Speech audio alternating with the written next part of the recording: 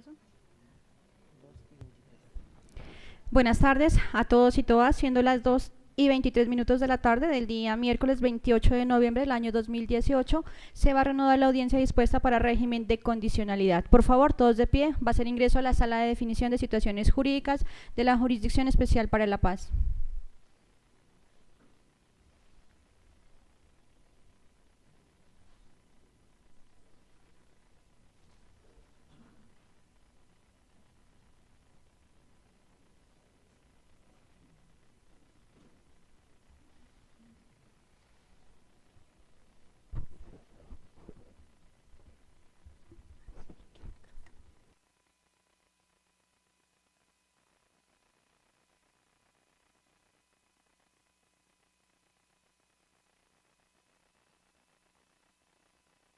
Buenas tardes para todos, pueden tomar asiento.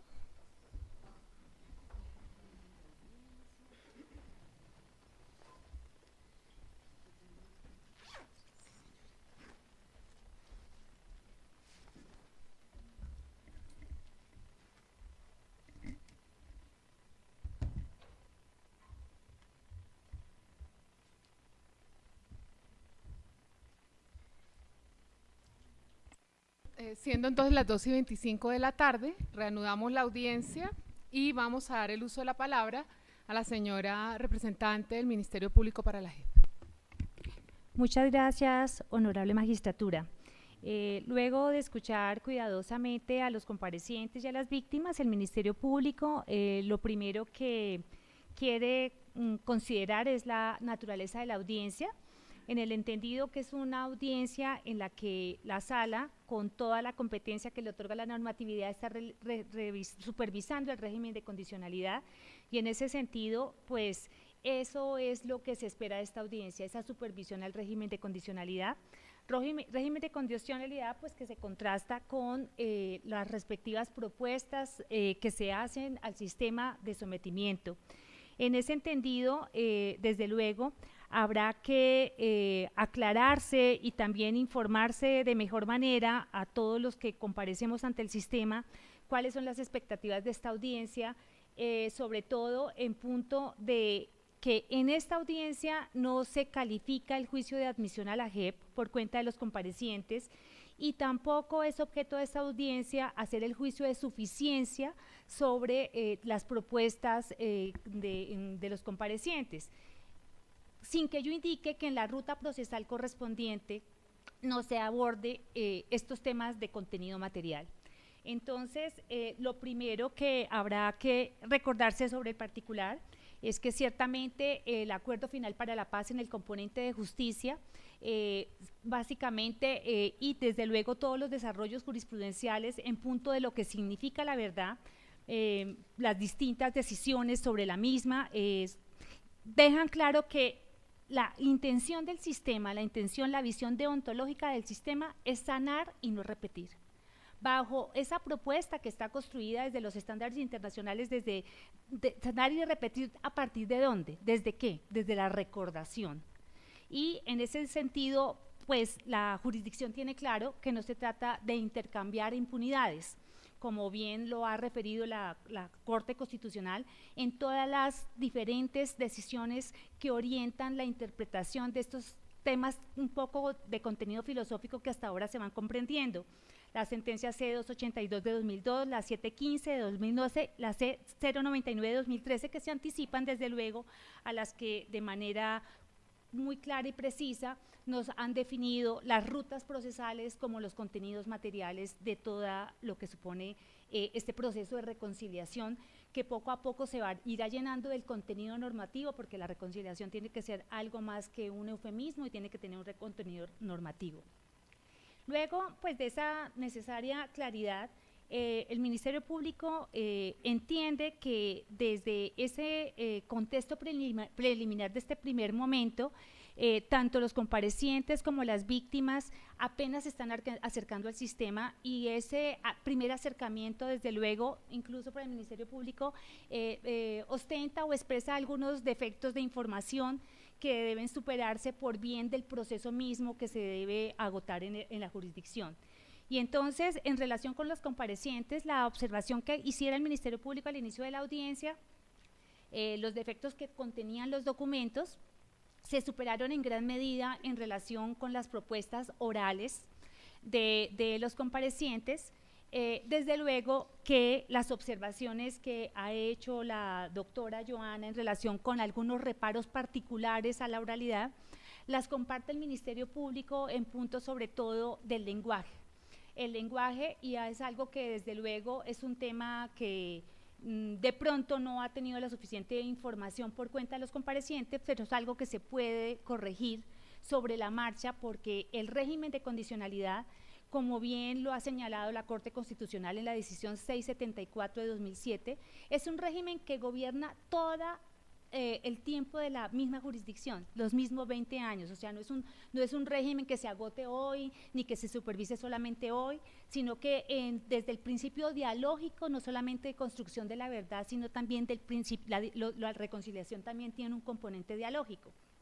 Entonces, entendería yo que las exhortaciones a codificar en términos de un lenguaje que también sea reconciliador, bien puede ser analizado sobre la ruta por cuenta de los comparecientes, sobre todo desde el entendimiento de que la verdad, ese sanar y no repetir, que es básicamente ahincado en los principios de Joanet y demás, supone que los comparecientes entiendan que es muy distinto a decir que se cometió un error a que finalmente, independientemente de la opción que le da el sistema al compareciente, de colaborar con la verdad y no aceptar responsabilidad, porque hay que tenerlo claro y las víctimas la tienen también que tener claro, porque eso es saludable, conocer las expectativas del sistema. El compareciente tiene esa opción, el acuerdo final le dio esa opción, la normatividad esa opción. Sin perjuicio de esa opción, las cosas hay que llamarlas por su nombre, y entonces eso es un primer llamado para que en todas las propuestas de sometimiento y de contribución a la verdad, básicamente, esa propuesta le apueste a un lenguaje que tenga las perspectivas y los contenidos materiales de la reconciliación, que finalmente es la visión deontológica del sistema. Entonces, ese primer reparo el Ministerio Público encuentra que es susceptible de corregirse. Desde luego eso supone, como lo han dicho también las representaciones judiciales de las víctimas, pues un ejercicio también de introspección de los mismos comparecientes para que entiendan también lo ocurrido. En relación con otro tipo de propuestas, el Ministerio Público también quisiera trasladarse a otro componente del sistema y desde luego hacer la recordación pertinente en punto de que el sistema es un sistema integral de justicia, reparación y no repetición, y que el componente de justicia solamente es un pedacito del sistema. Y que en lo que por mandato del acuerdo y desde luego por toda la normatividad que gobierna el sistema, el componente de justicia en clave de reparación solamente le asiste a la reparación inmaterial. Esto porque desde luego cuando una propuesta o una petición desde las víctimas tiene contenido económico, la imposibilidad de que el sistema desde la normatividad pueda abordar el contenido económico de una propuesta podría generar un cortocircuito en la comunicación que se supone que debe empezar a construirse entre comparecientes y víctimas. Dado que el componente de justicia, de manera alguna por previsión de la normatividad, entrará en la reparación material, entonces desde luego que debe haber una correspondencia entre lo que se espera, lo que se ofrece y finalmente lo que se decide. Y esto en relación con los reparos desde la representación judicial de las víctimas en relación con muchas propuestas que sí o sí tienen contenido económico, y digamos que el acuerdo final debemos examinar que no obstante que el sistema va a abordar todas aquellas conductas que tienen la connotación de ser crímenes internacionales, aquí al interior de la legislación doméstica estamos en clave transicional y el sistema en clave transicional ha hecho una escala de pesos y contrapesos, y en esa escala de pesos y contrapesos hay unas renuncias en punto de justicia, en punto de reparación que no en verdad. Y entonces para que se piense y se repiense el tema, sobre todo como lo ha exhortado de manera tan precisa la señora magistrada que preside hoy, porque eso reclama desde luego una apuesta a la creatividad, que no necesariamente tenga un contenido material, porque el acuerdo supone para los comparecientes que sus propuestas tengan contenido inmaterial, porque en clave transicional se optó por esa forma de construir este nuevo país o construir la paz estable y duradera que se esperan de los acuerdos. Eso en relación con las propuestas desarrolladas por las víctimas, que tienen un contenido evidentemente económico, porque construir una biblioteca, una escuela, si bien desde luego tienen una expectativa en el sistema, quizá no sea en el componente de justicia, sino que tendrá desde luego, como seguramente lo hará esta sala y las demás secciones y salas del sistema, de trasladar esta situación a la instancia del sistema que le corresponde abordar con seriedad esa necesidad para sentir desde luego el tema de la reparación, que tiene un contenido superior y desde luego reconciliador. Eso porque no quiero entrar pues el detalle de cada una, porque si no creo que me pasaría de los 30 minutos que naturalmente debo respetar. El Ministerio Público quiere entonces detenerse en dos aspectos importantes, y es la progresividad de los componentes de la reconciliación. Entonces, tenemos todos que entender que el componente de verdad tiene un principio de progresividad en el sistema, y que ese componente de progresividad no se va a dar por satisfecho el día de hoy, como tampoco el componente de justicia, desde luego, y ninguno de los otros, ni la reparación, inclusive, aun cuando la garantía de repetición es la barrera infranqueable por la cual hay el acceso a la JEP, si hay repetición sencillamente no se puede entrar al sistema. Lo cierto es que los otros componentes tienen unas naturales progresiones en la ruta procesal del sistema. Los hechos por los cuales los comparecientes han sido citados a que se les supervise el régimen de condicionalidad y a que preserven la libertad transitoria condicionada anticipada, sin perjuicio de que una de las cuerdas procesales en ordinaria esté todavía debatiéndose en una alzada y otro tipo de cosas. Preservar el beneficio en el contexto de la Ley 1820 de 2016 y desde luego en los entendidos que ofreció la Corte Constitucional en la sentencia C007, que explica claramente todo el régimen de condicionalidad, pues supone también una serie de premisas por cuenta también de los comparecientes, y es entender el contenido de la verdad. ¿Cuál es la verdad que tienen que ofrecer contar? ¿Y cómo debe entenderse esa verdad sin necesidad, porque eso es algo pues ya de un análisis muy específico, de aceptar responsabilidad? Y entonces las decisiones de la Corte Constitucional han enseñado, nos están enseñando y le están ofreciendo al sistema, a los comparecientes y a las víctimas, cuál es la verdad y en qué consiste la dimensión individual y la dimensión colectiva de la verdad. Yo simplemente hago una especie de exhortación como Ministerio Público a que los comparecientes entiendan en qué consiste la dimensión individual y colectiva de esa verdad. ¿Qué significa? Reconocer que aquí hubo unas ejecuciones extrajudiciales, ya las categorías de conducta será el sistema la que las adopte cuando corresponde, pero desde luego no fallecieron, aquí no hubo muertes naturales. Entonces es un tema donde todos debemos sintonizarnos en el lenguaje, porque de la manera como las cosas se digan por su nombre, independientemente de las otras propuestas del sistema acerca del procedimiento adversarial, que también lo prevé el sistema, pero quiero también que les quede claro a los comparecientes, a través de la decisión que adopte la sala, si acoge mis planteamientos, que entiendan que el componente adversarial, por el que entiendo yo que algunos se irán, no tiene un componente dialógico, no se oponen, no son antinomias del sistema. Aún quien opte por el procedimiento adversarial, tiene unas obligaciones en punto del principio dialógico. Y entonces la verdad será revelada, y la dimensión colectiva individual de la verdad tiene unos componentes en punto del detalle, de la exhaustividad de la misma, de la plenitud de la misma en relación con otros contextos, que pues o sea, aquí pareciera pues impertinente, pero creo que es saludable hacer pedagogía en relación con eso, sobre todo en una audiencia que resulta muy importante, y sobre todo de la manera como se viene desarrollando por cuenta de la sala de definición, porque esta pedagogía le permite a todos a todos nos permite contribuir en la construcción del sistema. Eso en relación con la progresividad de los diferentes contenidos. Esto para indicar simplemente de manera pequeña pero conclusiva que de cara a lo que expresan los hechos, que son ejecuciones extrajudiciales, como para esto, la competencia finalmente que hará el juicio tanto de admisión concreto, en donde se verificará si las conductas se asocian o no al conflicto armado, la temporalidad de las mismas, todas las discusiones materiales se harán en un escenario, y en ese sentido quisiera también exhortar o convocar a las víctimas a que conocieran toda la normatividad que acompaña este tipo de procedimiento a partir del artículo 27A de la ley 1922, donde en el contexto de una versión voluntaria luego viene un momento de verificación y contrastación de la verdad para validarla por una sala determinada, y ahí sí se subiría ante una sección o la otra dependiendo de si se acepta o no responsabilidad. Todo esto para indicar que es temprano para lo siguiente: es temprano para pedir la exclusión del sistema, como es temprano para pedir revocatorias de libertad.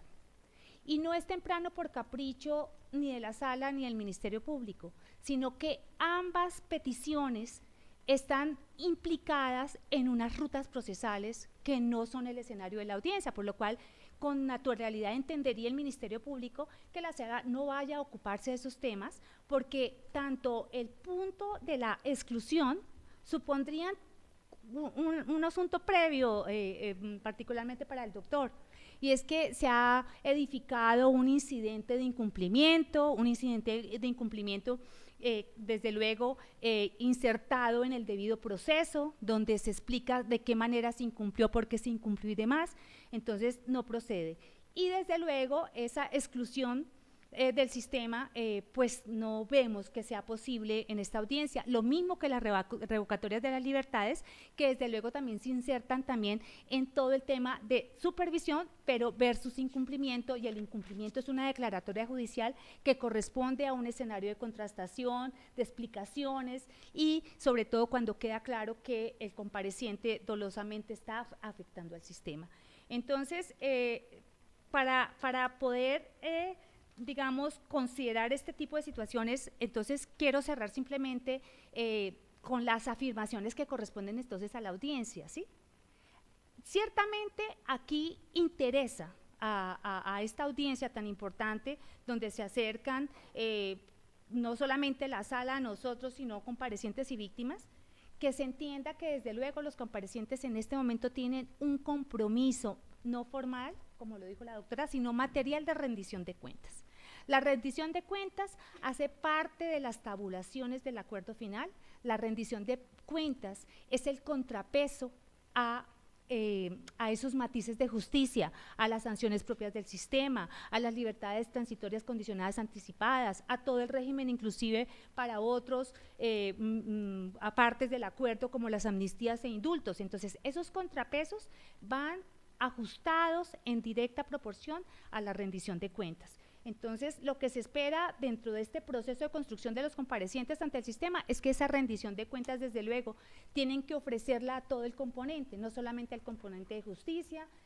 Ha sido clara la representación de la judicial de las víctimas, que esperan que ellos, los comparecientes, vayan a la comisión de búsqueda de la verdad. Desde luego que si la comisión los llama, deberán asistir, lo mismo a la comisión de búsqueda de desaparecidos.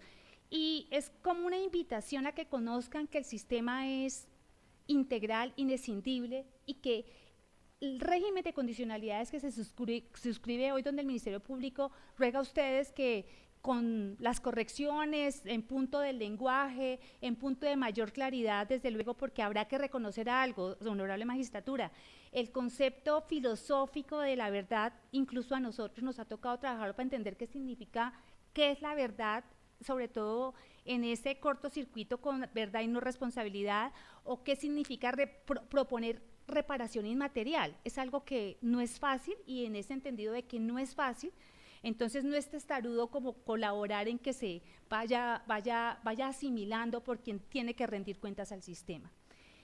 Lo mismo, también creo que resulta de suma importancia recordar los principios basilares del sistema, Ciertamente el sistema gira alrededor del principio de centralidad de las víctimas, pero la centralidad de las víctimas también en la concepción holística del sistema, que tiene pesos y contrapesos. La centralidad de las víctimas tiene el contrapeso de la seguridad jurídica de los comparecientes. Y la seguridad jurídica de los comparecientes, desde luego, se edifica en la medida en que el compareciente también conozca el sistema.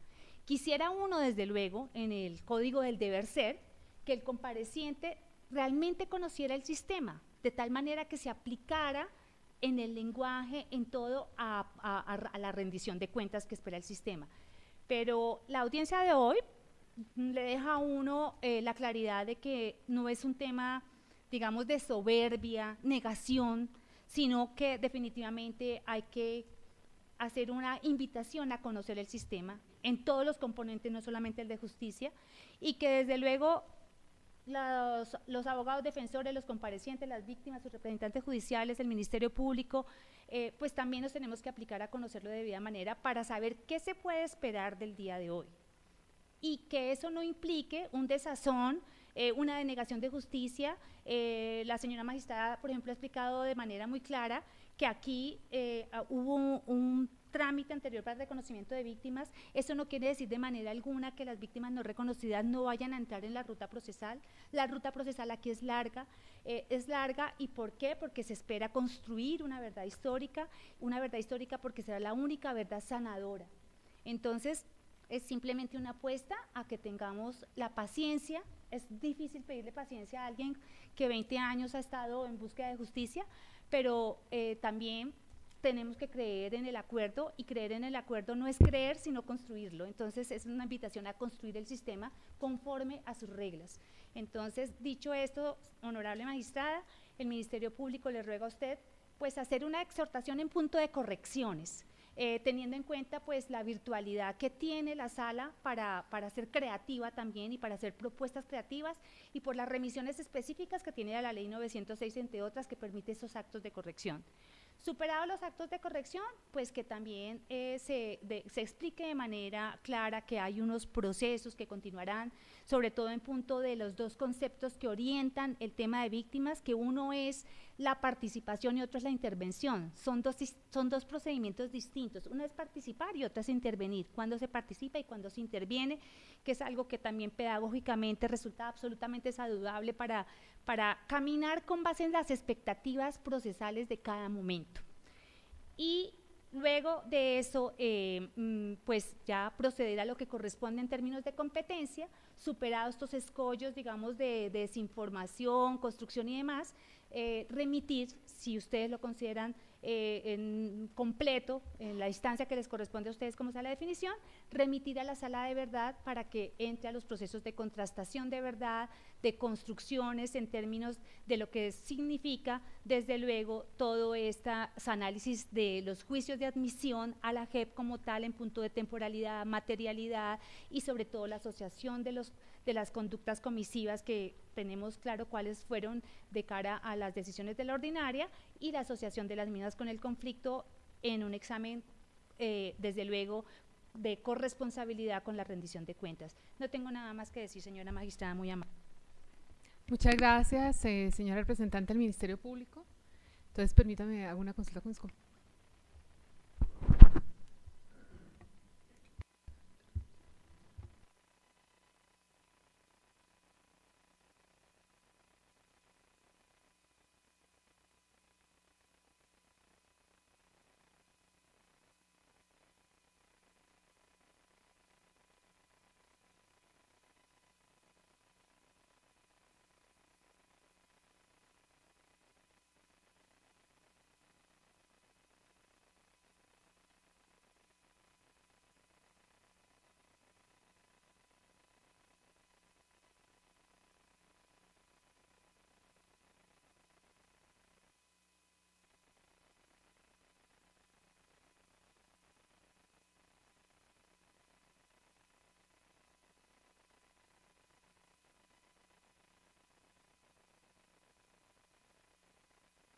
Bueno, listo.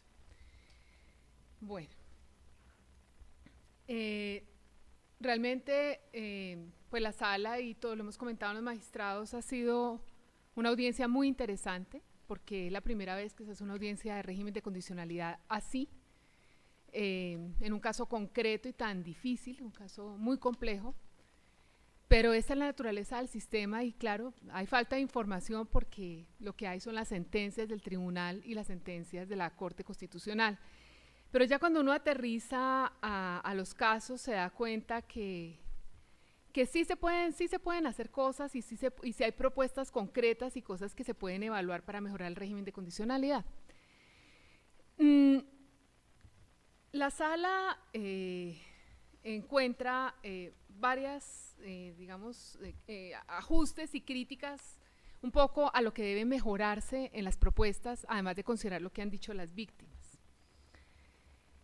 Por ejemplo, del régimen de condicionalidad o la propuesta que presenta el mayor retirado Héctor Edison Castro Corredor y también el capitán Carlos Alberto Niño Flores, aunque lo ajustó oralmente, hay que decir algo, y es que han manifestado que van a defender su verdad procesal, pero esa no es la verdad que se exige en la JEP. La verdad que se exige en la JEP es la verdad plena. Y la definición de qué es la verdad plena está en el inciso octavo, artículo 5º transitorio del Acto Legislativo 01/2017. Allí se dice que aportar la verdad plena significa relatar, cuando se disponga de los elementos para ello, de manera exhaustiva y detallada las conductas cometidas y las circunstancias de su comisión, así como las informaciones necesarias y suficientes para atribuir responsabilidades, para así garantizar la satisfacción de los derechos de las víctimas a la reparación y a la no repetición. Y en este punto es bien importante para los comparecientes y para todos lo siguiente. En este momento, como lo destacaba la señora agente del Ministerio Público, no estamos en un proceso adversarial. O sea, aquí, en este momento, no hay el temor de todavía, pero la presunción de inocencia y estas cosas. Vamos, ese es un tema que se trabaja en la justicia ordinaria. Aquí estamos en un espacio muy diferente. El espacio en el que estamos acá, por eso les decía, aquí no es el tema de si tiene tanto tiempo el representante de la víctima, entonces yo también como abogado tengo el mismo tiempo para intervenir. Ese no es el punto, porque fíjense ustedes lo interesante de las propuestas que presentan las víctimas. Claro, ustedes van a evaluar que eso es posible y que no. Pero digamos ellos tienen la ilustración o tienen los conocimientos técnicos por la actividad que han realizado en materia de derechos humanos y sus experiencias de estudiar sentencias o de litigar en cortes de derechos humanos internacionales, donde han sido muy creativos en el tema de la reparación inmaterial, por ejemplo, o las decisiones que toma el Consejo de Estado, la sección tercera. Entonces ellos digamos que pueden ilustrar y ser creativos en muchas propuestas que en el desarrollo del sistema los comparecientes y sus abogados tienen que empezar a traer a la jurisdicción. Aquí hubo una lluvia de ideas de reparación inmaterial muy interesante que la vamos a destacar. Mayor, no basta con que usted tenga el interés de reparar inmaterialmente a las víctimas, hay que traer propuestas concretas de restauración. Las capacitaciones a las que usted se refiere, a las que se refieren varios, por un mes, pues para empezar es un término completamente insuficiente, pero más allá de eso, decir que se va a divulgar el caso conocido como la masacre de Mondoñedo para establecer en forma clara, comillas, quiénes eran cada una de las personas que fallecieron en estos lamentables hechos, comillas, el impacto a los familiares, eso en lo absoluto se ajusta a los parámetros que se exigen en esta jurisdicción. ¿Por qué? Porque como lo decía la representante de víctimas, no es proporcional a la naturaleza de los delitos que se cometieron. O sea, lo que se está diciendo acá es muy importante. Aquí no estamos en la jurisdicción ordinaria con delitos que no son de poca trascendencia, son delitos graves, gravísimos. De manera que las propuestas tienen que ser proporcionales a la naturaleza de los crímenes que se están juzgando en esta jurisdicción. Para la jurisdicción, si se hace una propuesta de una capacitación, no basta con que lo digan en forma genérica, la jurisdicción tiene que saber cuál es el contenido de esa capacitación pormenorizadamente. ¿Por qué? Tenemos que saber qué es lo que se va a decir de las víctimas, porque la JEP no puede propiciar un escenario para la revictimización o para poder fomentar lo que dice de pronto los representantes de las víctimas, que eso es algo que tendrá que salir en los escenarios de verdad, que como lo decía también la representante del Ministerio Público, el único escenario de verdad que hay no es la JEP. Está la Comisión de la Verdad, donde lo que se diga allá, pues los efectos no van a tener efectos judiciales, pero sí va a tener unos efectos de reparación inmaterial para las víctimas y la sociedad. Entonces, es muy importante que se sepa y se diga con conciencia qué es lo que, o que la JEP sepa qué es lo que se va a decir, exactamente.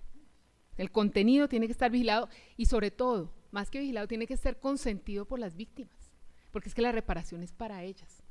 Entonces aquí los comparecientes no son los que dicen cómo la capacitación que van a dar o cuáles son los cursos o cuál es el contenido de las cartillas, si las víctimas no saben qué es lo que se va a decir y la JEP lo avala. Sí, eso es bien importante. En efecto, sin duda, no cabe la menor duda para la sala que los familiares de los comparecientes también han sufrido con esta situación, pero para la JEP no son víctimas. Para la JEP las víctimas son las víctimas de los delitos que se cometieron, las que están aquí reconocidas, de manera que las acciones tienen que enfocarse a ellas. Y Mayor no hizo unas propuestas concretas de no repetición de las conductas. No basta con que estén retirados de la institución, ni con la promesa de que no van a cometer nuevos delitos en el futuro, porque además eso es lo que se espera de cualquier ciudadano, que nadie cometa un delito. Eso no es suficiente.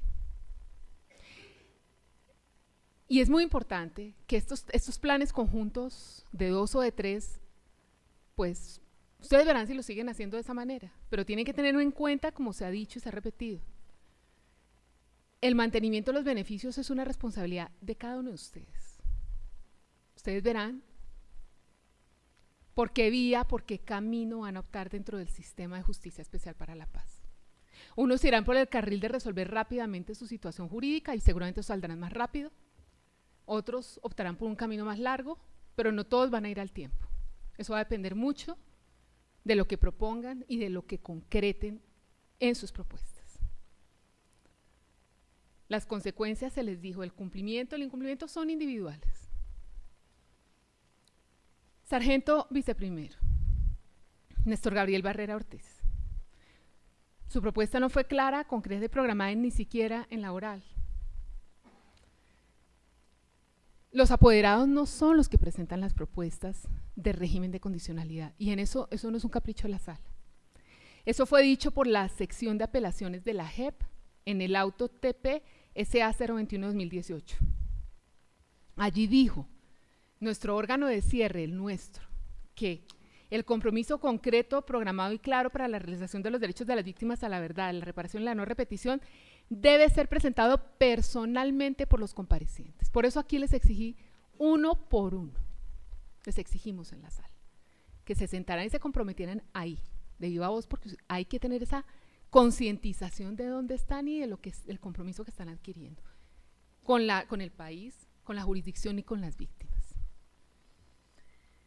Si propusieron como medidas de reparación inmaterial a las víctimas poner a disposición habilidades, pues sería bueno conocerlas, qué profesión están ejerciendo, qué es lo que saben hacer, para ver cómo pueden de pronto aprovecharse esas habilidades o esos conocimientos especiales en alguna reparación inmaterial que puedan aceptar las víctimas también. Eso es importante, que concreten esos hechos. No conoce la sala cuáles son las habilidades que estaba planteando el compareciente, ni cómo pueden ser útiles para reparar inmaterialmente a las víctimas.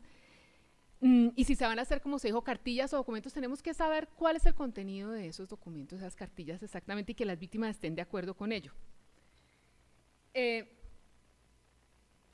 cabo primero retirado Pablo Salazar Piñeros y el cabo primero retirado Hernando Villalba Tovar. No fue presentado personalmente ese compromiso escrito, lo hicieron verbalmente, pero nos llamó mucho la atención a los magistrados, mucho, que en el documento se hablaba de una verdad plena y temprana, y yo no sé por qué aquí verbalmente hubo una especie como de retractación de ese compromiso, y en esto quiere llamar la atención la sala. La propuesta de contribuir con la verdad plena y temprana de todos los hechos y conductas realizadas por los comparecientes es muy relevante para la jurisdicción, porque contribuye a la resolución definitiva y pronta de la situación jurídica de los comparecientes y puede tener unos efectos positivos en la clase de sanciones que puede imponer la JEP así como en la duración de las mismas. De ahí la importancia que si existe esa propuesta por alguno de ustedes, la estructure. Como les digo, eso, cada uno escogerá el carril por el que puede ir en la jurisdicción. Por aquí hay varios carriles. Pero que tengan eso en cuenta, de esa propuesta de los dos cabos, primero Pablo Salazar Piñeros y Hernando Villalba Tovar, nos llamó mucho la atención. Esa propuesta, pero hay que concretarla. Hay que presentar, si van a hacerlo, un programa claro, concreto, que se refiera a qué aspectos van a contribuir con su verdad y cuándo lo van a hacer. El subintendente retirado Milton Marino Mora Polanco no hizo unas propuestas sobre la verdad y lo que plantea para la reparación inmaterial. Lo que plantea incluso realmente resulta que le falta concreción, mejoró mucho en la exposición verbal de su compromiso, pero como lo dijeron las víctimas del Ministerio Público, hay muchos aspectos que hay que mejorar. Ahora la sala va a hacer una conclusión sobre este tema para que tengan en cuenta como unas líneas recogiendo lo que ha dicho quienes han participado en esta audiencia. Si se repite, si van a hacerse conversatorios, foros como propuestas, hay que concretar el contenido, decirnos a quiénes se van a dirigir, dónde se van a hacer y cuál va a ser el contenido y que esté avalado por la JEP. Sería muy importante, como lo dijo aquí el señor Zambrano, que si se van a ofrecer ese tipo de actividades, tengan en cuenta a las víctimas, porque es que ellas también tienen cosas que decir. Entonces, sería bueno que si se va a decir la verdad, pues se escuche lo que tienen, todos los que tienen algo que decir. Del subintendente retirado Carlos Ferlein Alonso Pineda, debe mejorar esa propuesta, presentar un compromiso más claro y detallado de la verdad y de la reparación inmaterial. Y lo mismo habrá que decir del señor agente Filemón Fabra Zúñiga. En general, lo que podemos concluir es que todos los comparecientes para la sala, todos, deben rehacer su propuesta, considerando lo planteado en este proceso dialógico por las víctimas, sus apoderados, el Ministerio Público, y además de lo que va a ordenar la sala. Respecto al contenido de los requisitos que debe cumplir el régimen de condicionalidades, ha dicho la sección de apelación que la verdad implica que el compareciente identifique los hechos sobre los cuales aportará relatos veraces. Fíjense que identificar los hechos sobre los que van a aportar esos relatos no implica que tengan que reconocer la responsabilidad. Pero esos aspectos sobre los cuales van a dar, o esos hechos sobre los que van a dar relatos veraces, tienen que referirlos. En cuanto a la reparación material, deben expresar en qué clase de programas de reparación pueden participar para resarcir las víctimas y qué tipo de colaboración pueden extender a los demás órganos del sistema. Como se decía, acudir a la Comisión de la Verdad, porque de pronto van a la Comisión de la Verdad a decir toda la verdad, pero optan por la vía de la justicia por el sistema adversarial. Pero por lo menos el tema de la verdad es algo que las víctimas están esperando. Acudir a la Comisión de Búsqueda de Personas Desaparecidas, no necesariamente en este caso, pero puede ser una forma también de acudir y contribuir al sistema por algo que aquí refirieron los apoderados de las víctimas. Y que este compromiso sea programado, como lo dijo el auto 19 del 2018 de la sección de apelación del Tribunal para la Paz, implica que el programa tiene que tener unas condiciones de tiempo, cuándo van a cumplir cada uno de esos requisitos, el modo. La verdad no es algo que ustedes digan, bueno, voy a hablar sobre estos hechos y ya, y la justicia para la JEP los va a creer sin más.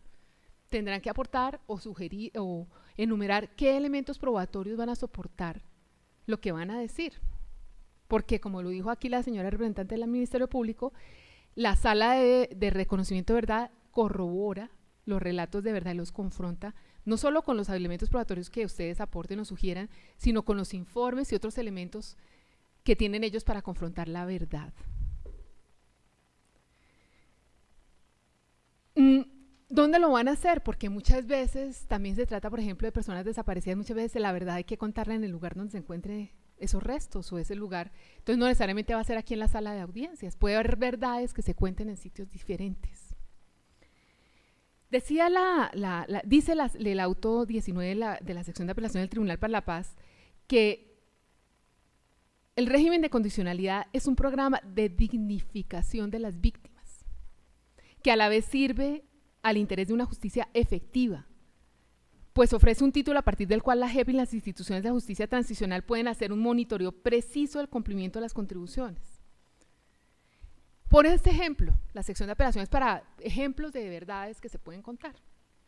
Un programa de contribuciones efectuado por una persona involucrada en actos de desaparición forzada podría presentarle a los órganos del sistema fechas tentativas, pero serias, de señalamiento del sitio donde se ubiquen los restos de la persona.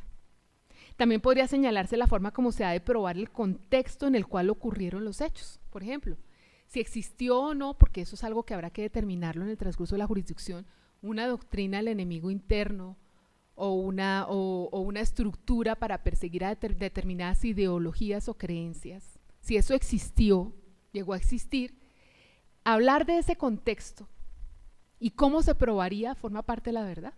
Y eso no implica reconocer responsabilidad. Descubrir otros aspectos relativos a la participación criminal o a la empresa delictiva de la cual formó parte el acto, forma parte de la verdad que se puede contar también. Y todo esto lo ha dicho es el Tribunal de Paz en la sección de apelaciones. En este caso, por lo que han dicho los representantes de las víctimas y por la gravedad de los hechos,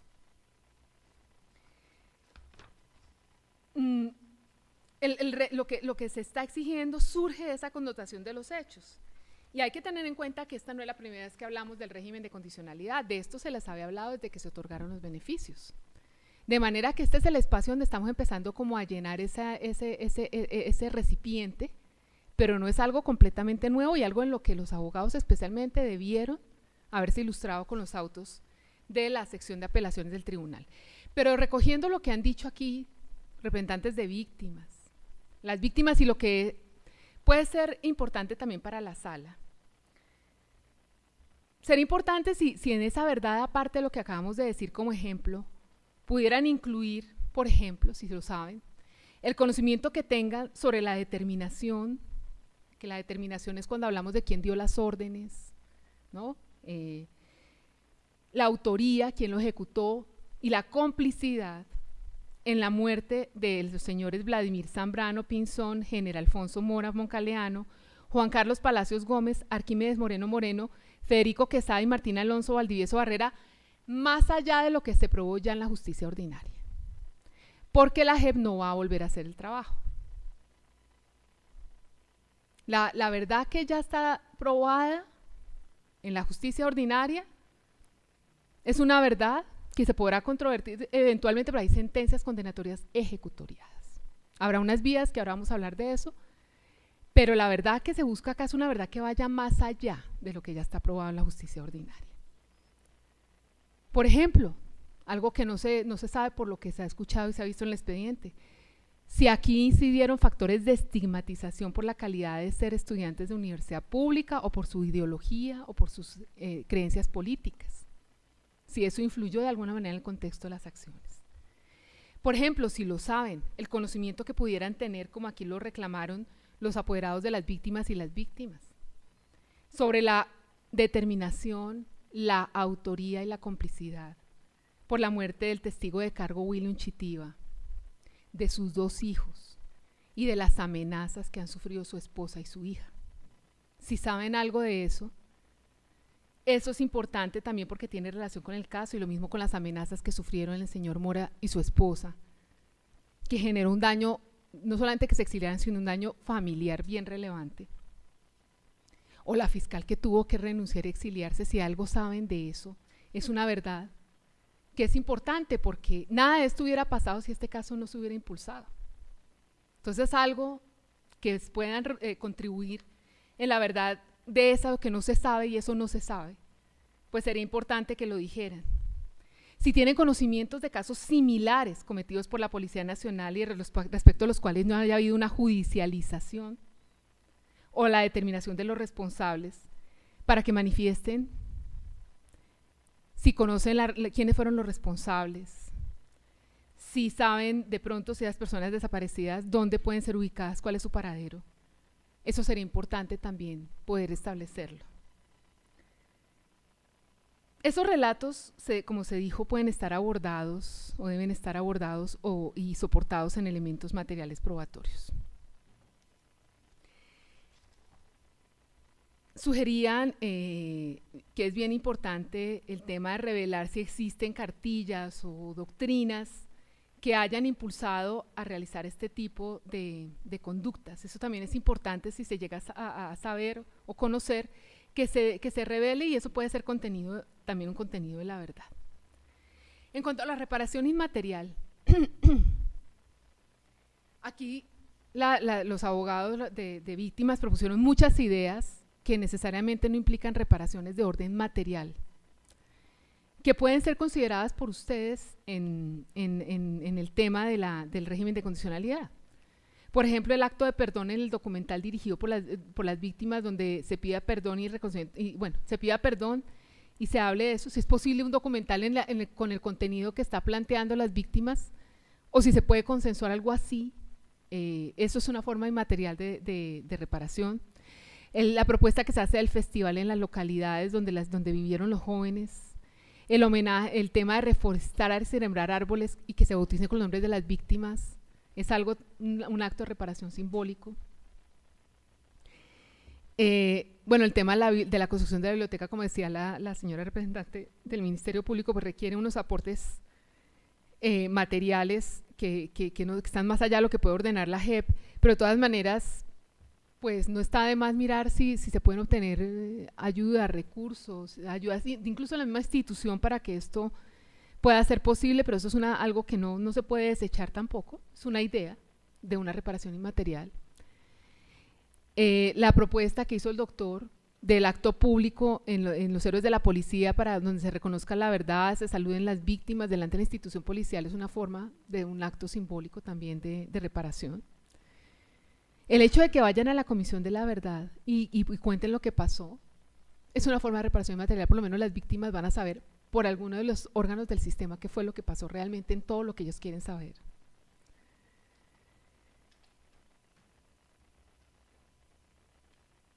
Hacer actividades, por ejemplo, si tuvo que ver la discriminación de personas por su ideología o convicciones, qué actividades para reparar ese tipo de situaciones se puedan hacer institucionalmente.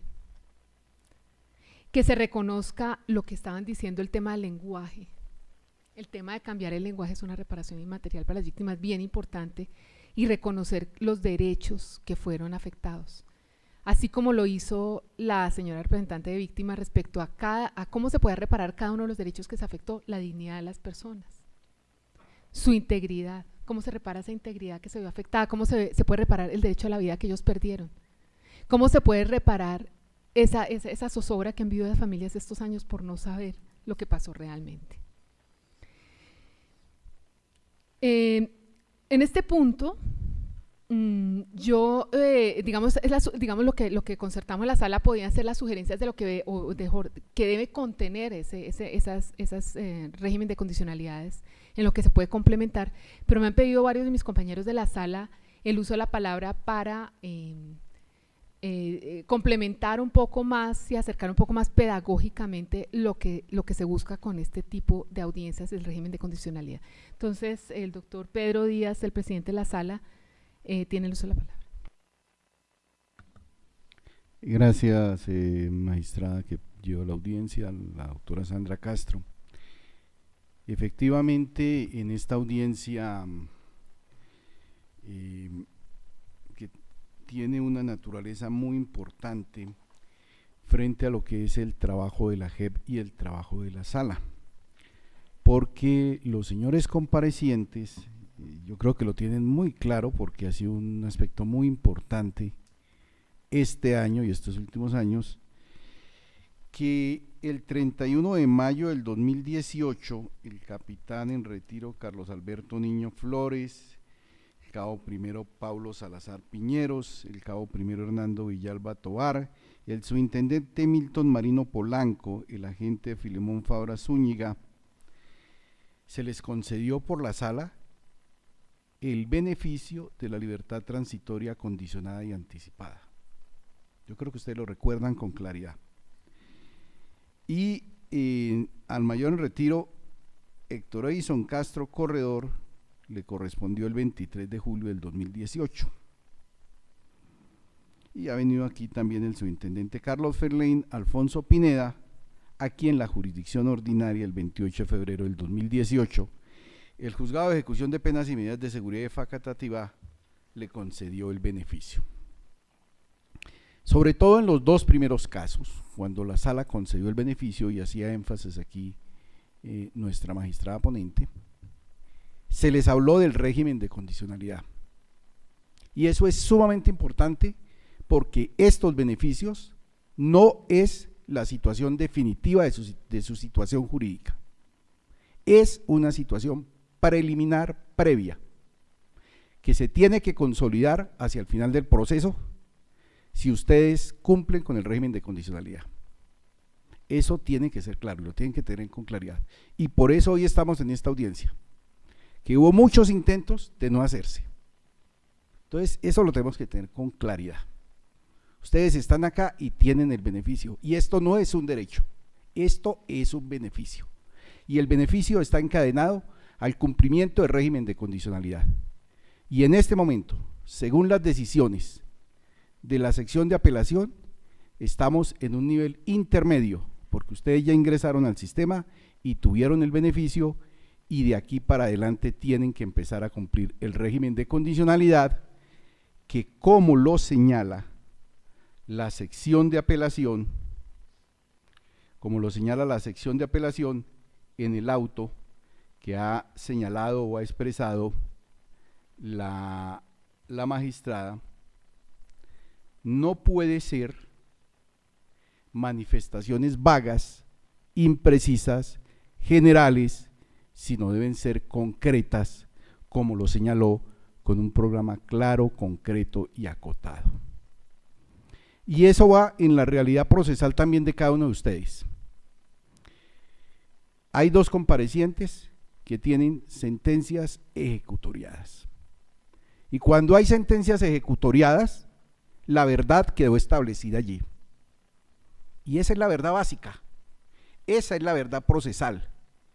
Pero a la JEP le sirve la verdad básica, pero el cumplimiento de la verdad plena es más allá de la básica. Y es lo que señaló aquí la doctora. ¿Quiénes estuvieron en la contribución del crimen? ¿Cómo fue la estructura? ¿Cómo fue la línea de mando? ¿Por qué? Eso es lo que escapa a la verdad de las sentencias, eso es lo que se tiene que completar. No hay otra posibilidad.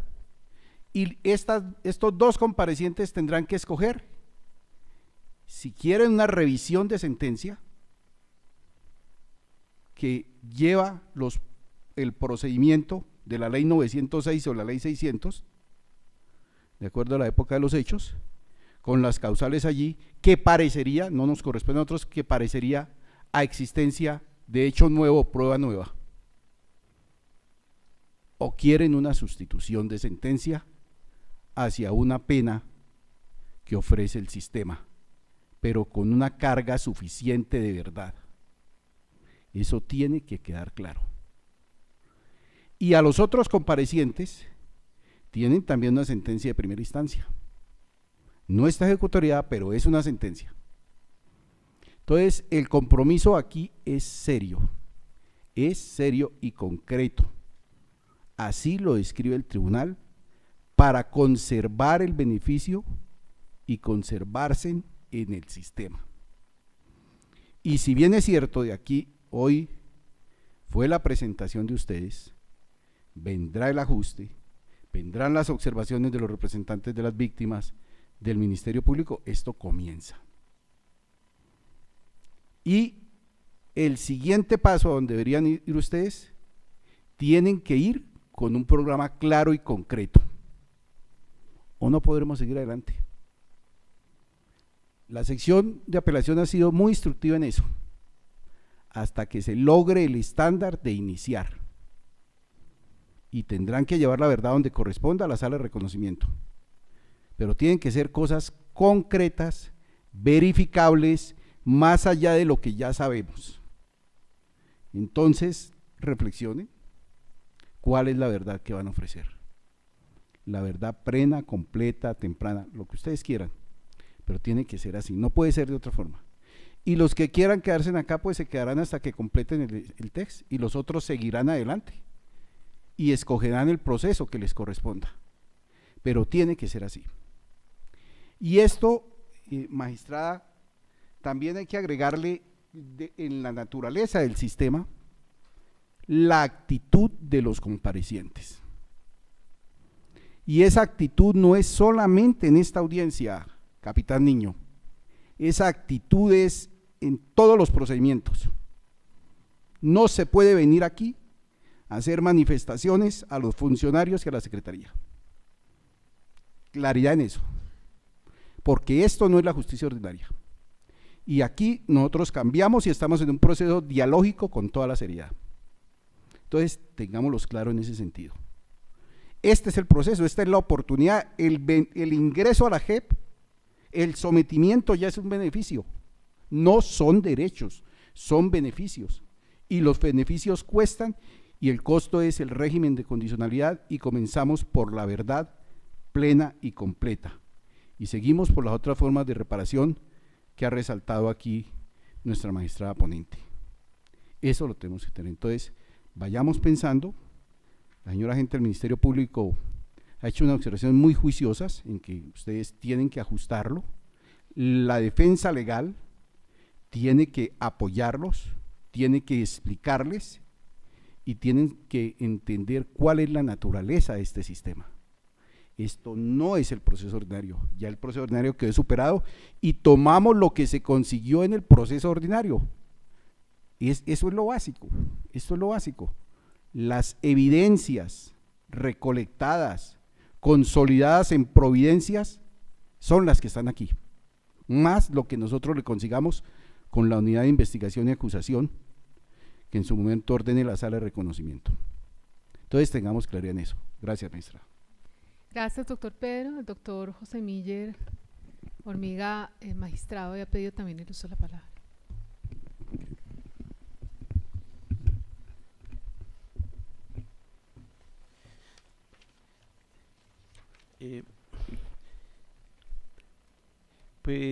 También pues saludar a todos los presentes. Para mí es muy importante, sobre todo, que reflexionemos sobre la naturaleza de esta audiencia.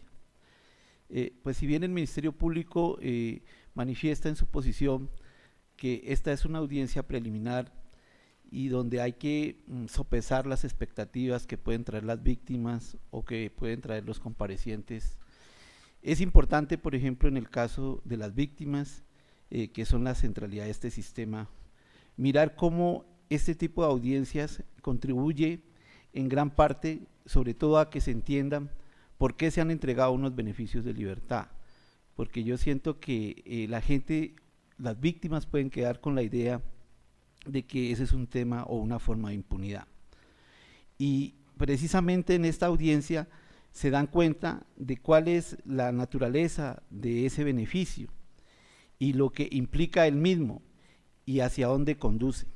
Entonces, de alguna manera yo siento que eso le da cierta seguridad y tranquilidad a las víctimas de que ese proceso todavía continúa. Por otro lado, es muy importante este tipo de audiencia para las víctimas en el sentido que entienden cuáles son los compromisos de los comparecientes, sobre todo frente a los temas de no repetición, lo que implica que ellos van a tener que guardar un comportamiento respetuoso con las víctimas y sobre todo en este tipo de procesos donde ellos estuvieron tanto tiempo, digamos, en un proceso adversarial en la justicia ordinaria, donde de alguna manera pues también fueron victimizados. Entonces, de alguna manera, el hecho de que ellos comprendan y entiendan que existen esos compromisos por parte de los comparecientes da cierta tranquilidad. Entonces yo siento que eso es importante para las víctimas.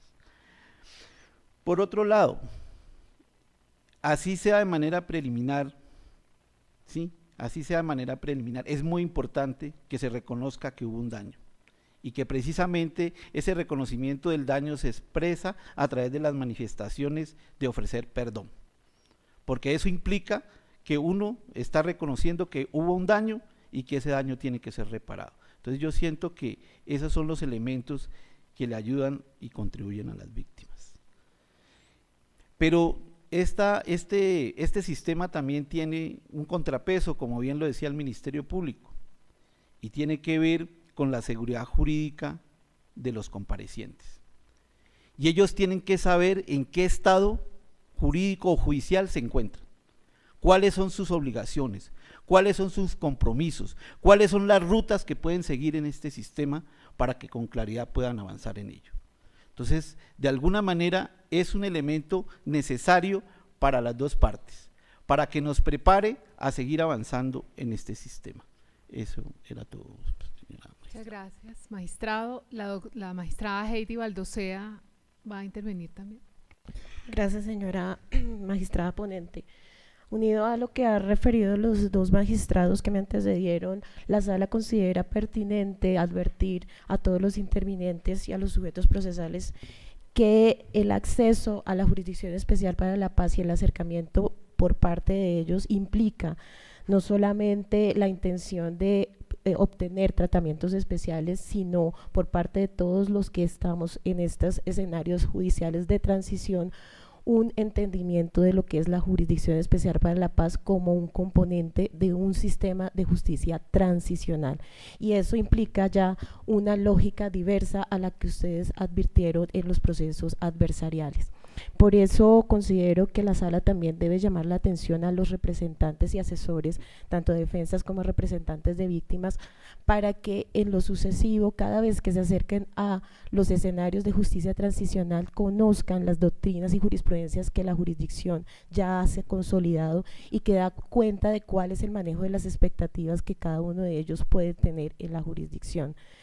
La sala y las secciones son conscientes de las cargas y las labores que tienen en el proceso de construcción dialógica de verdad y justicia restaurativa, pero esto, como bien lo ha manifestado reiteradamente la magistrada ponente, es una construcción colectiva y conjunta.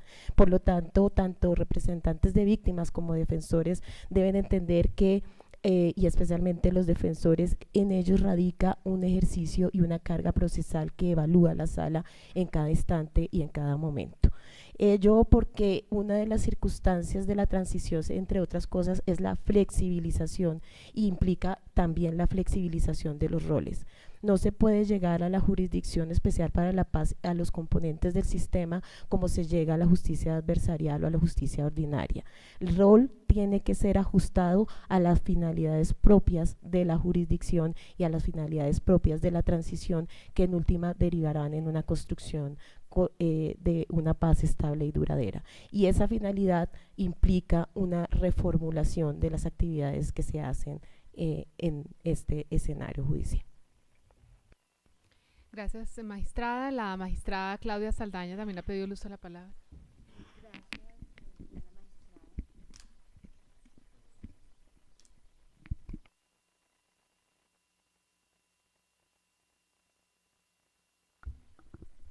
Gracias, señora magistrada. Buenas tardes a todos. Coincido en que esta es una audiencia de la mayor importancia. En esta audiencia se está efectuando una construcción dialógica, además de hacer un proceso pedagógico de la mayor importancia para todos. El sistema integral de verdad, justicia, reparación y no repetición, del cual forma parte el componente de justicia, la Jurisdicción Especial para la Paz, tiene como principio el reconocimiento de las víctimas. Reconocerlos como ciudadanos que tienen derecho, pero también reconocer su dignidad. Este proceso de reconocimiento también conlleva necesariamente al tema de la verdad. Si nosotros vemos qué es lo que están pidiendo las víctimas en este momento, si bien es cierto se habla de algunas reparaciones materiales, lo que más les interesa es conocer la verdad, pero no la verdad que ha quedado plasmada procesalmente, sino aquella verdad que les lleve a reconstruir sus vidas. Porque la Jurisdicción Especial para la Paz y el proceso de paz en el que nosotros estamos nos debe llevar a todos a reconstruir vidas. Si bien es cierto, tenemos claro que aquí la centralidad son las víctimas y su reconocimiento, su reparación, Colombia debe reconstruirse en su totalidad. Y una manera de hacerlo y de colaborar, pero no solamente de hacerlo por el bienestar de las víctimas que tanto lo merecen y lo necesitan, sino también por aquellas víctimas de las cuales hablaban los comparecientes, que han sido ustedes mismos de alguna manera y sus familias de otra forma, aunque no son la centralidad del sistema. Para poder hablar de esa reparación y esa construcción y esa reconstrucción de vidas, es importante ceder y es importante dar. El sistema otorga unos beneficios a través de diferentes instrumentos. Estos beneficios no son derechos adquiridos. Estos beneficios preliminares o que se están dando en este momento son unos beneficios que se otorgan como un incentivo. ¿Un incentivo para qué? Un incentivo para que cada uno de los comparecientes, con apoyo de sus apoderados, tengan la visión de cuál es la perspectiva real, no solamente a nivel personal, de principios de valores, sino también en cuanto al sostenimiento de esos beneficios. Deben vislumbrar cuál es el camino jurídico que van a llevar al interior de la JEP, cuál es la posición que van a asumir, cuál es la posición que están dispuestos a asumir de manera individual. Y además de eso, tienen que responder a ello de manera coherente, con previo conocimiento de toda la normatividad. Cuando aquí incesantemente se dice que el sistema integral parte del principio de reconocimiento de las víctimas como ciudadanos que tienen derechos, ese reconocimiento de víctimas parte de la verdad plena, de la cual todos hemos estado hablando. Es importante que para todos aquellos que participaron de manera directa o indirecta en el conflicto, entiendan cuál es la razón de ser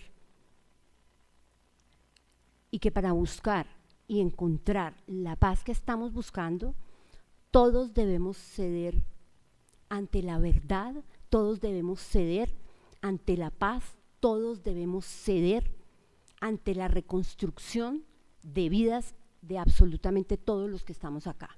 Entonces es importante que tengamos claridad de cuáles son los instrumentos jurídicos que otorga el sistema y tengamos coherencia con ello. Muchas gracias. Gracias, señora magistrada. Entonces, hechas las intervenciones de los magistrados, vamos al último paso que habíamos hablado de esta audiencia. Sería del caso, habría que dar otros dos tratamientos distintos a los comparecientes, considerando que uno se encuentra con sentencias no ejecutoriadas y otros con sentencias ejecutoriadas. Sería del caso en el trámite que se adelanta contra el capitán retirado Carlos Alberto Niño Flores, el sargento viceprimero Néstor Gabriel Barrera Ortiz, el cabo primero retirado Pablo Salazar Piñeros, el cabo primero retirado Hernando Villalba Tobar, el subintendente retirado Milton Marino Mora Polanco y el agente retirado Filemón Fabra Zúñiga, que son los que se encuentran en la situación de sentencia no ejecutoriada. Sería el caso que la sala ordenara la remisión a la sala de reconocimiento de verdad y responsabilidad. Sin embargo, por decisión unánime de la sala, esto no se va a ordenar en este momento hasta tanto se ajuste el régimen de condicionalidades. En consecuencia, se les dará un término de 20 días máximo hábiles para que ajusten el programa de régimen de condicionalidades considerando todas las propuestas que se han presentado por las víctimas, como lo que pidió el señor Mora respecto también a recoger los animales abandonados, todo ese tipo de qué posibilidades hay de que ustedes recojan esas propuestas y las verdades y lo que ha dicho la sala también que debe contener o podría contener ese régimen de condicionalidades. Para que estudien, tienen tiempo de estudiar las sentencias y mirar y estudiar esta audiencia que está quedando grabada como un soporte judicial para que la vuelvan a estudiar y de ahí acondicionar ese programa. Luego de esos 20 días se correrá traslado nuevamente a los representantes de víctimas. En este tiempo, como aquí están presentes otras víctimas que no han sido reconocidas judicialmente, para que presenten los soportes, las podamos reconocer, den sus poderes a los abogados y puedan intervenir también cuando ellos presenten ese programa de régimen de condicionalidades, para que presenten sus observaciones, y también se le da el traslado al Ministerio Público. Luego de ello programaremos nuevamente una audiencia donde se tomará la decisión de si es suficiente y para todos o para algunos remitir el caso a la Sala de Reconocimiento de Responsabilidad, o si otros todavía tienen que quedarse aquí ajustando su régimen de condicionalidad en la Sala de Definición de Situaciones Jurídicas. Eso en cuanto a estos comparecientes. El caso del mayor retirado Héctor Edison Castro Corredor y del subintendente retirado Carlos Ferlein Alfonso Pineda es distinto. En el caso de ambos se trata de sentencias condenatorias ya ejecutoriadas. Ustedes, de acuerdo a lo que está previsto,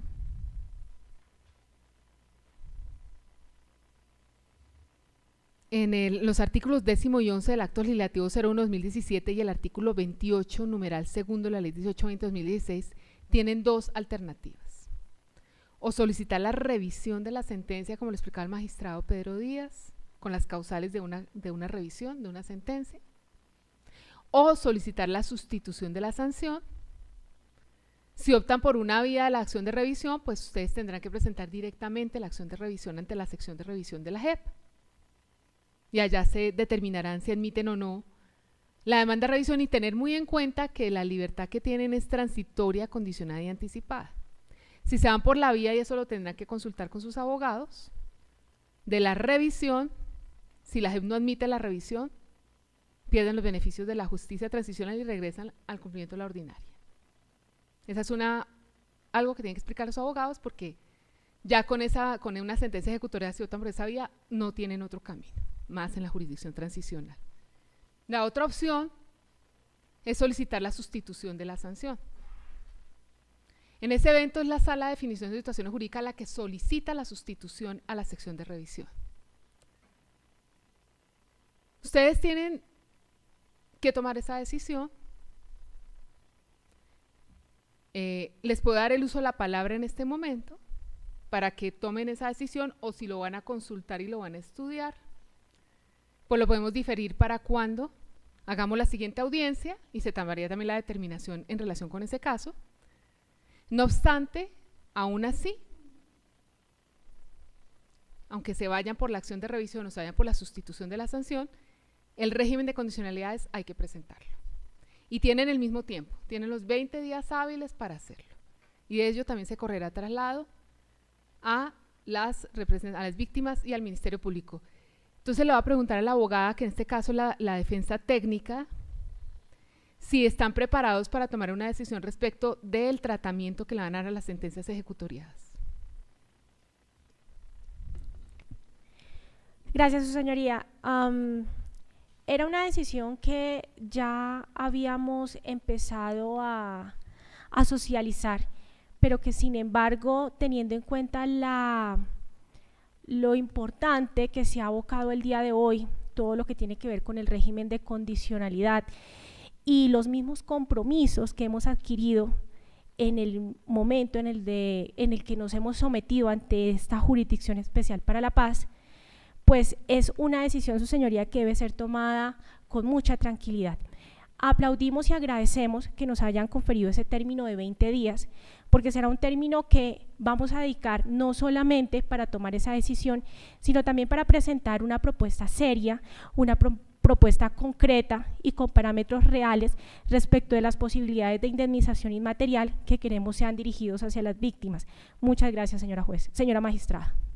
Entiendo que usted está hablando por sus dos representados, por el sí, su señoría, respecto de los dos. Y también entiendo que entonces van a diferir por la trascendencia de la decisión, cuál tratamiento se va a dar a la sentencia, y esa decisión la toman para la audiencia que convoquemos para el siguiente régimen de condicionalidad. Efectivamente así es, señora magistrada. Bueno, siendo así, entonces, quedan con el compromiso de presentar en el término y en las condiciones que se ha dicho sus regímenes de condicionalidades ajustados, y no siendo otro objeto la audiencia, pues podemos darla por terminada y les agradecemos mucho su colaboración, su presencia y su buen comportamiento durante la audiencia. Buena tarde. Señoría, sí, es para sí quedó solicitar pendiente. copia del audio y de los videos para Sí. los abogados de las víctimas. Siempre comparecientes, defensores, Ministerio Público, las audiencias son públicas. Hay audiencias reservadas, pero estas son la audiencia pública. Por medio de Secretaría Judicial pueden hacer la solicitud de los soportes de las audiencias y por escrito vamos a tomar una decisión respecto del video que usted ha hablado de las redes sociales. Bueno, muchas gracias. Buena tarde. Gracias, por favor, todos de pie y esperamos a que los señores magistrados hagan su retiro de la sala.